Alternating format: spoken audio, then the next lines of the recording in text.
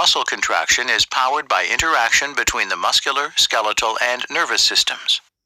Skeletal muscles are composed of muscle fibers surrounded by a membrane called the sarcolemma. Each muscle fiber contains many myofibrils formed by paired chains of the contractile proteins myosin and actin. When a motor neuron conducts an action potential to its link with the muscle fiber, a series of reactions will lead to muscle contraction. To make this happen, nerve endings secrete acetylcholine, which binds to the chemically gated ion channels on the muscle fiber. This opens the channel, allowing an influx of sodium, potassium, and calcium ions to cross their electrochemical gradients. Then the sarcolemma sends another action potential through transverse tubules to the sarcoplasmic reticulum. The sarcoplasmic reticulum releases stored calcium ions.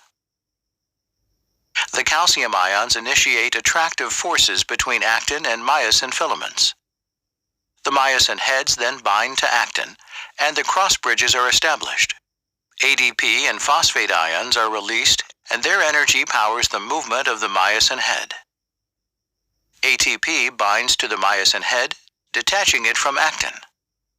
Myosin heads repeatedly activate and deactivate. This causes the myosin heads to slide past one another, contracting the muscle.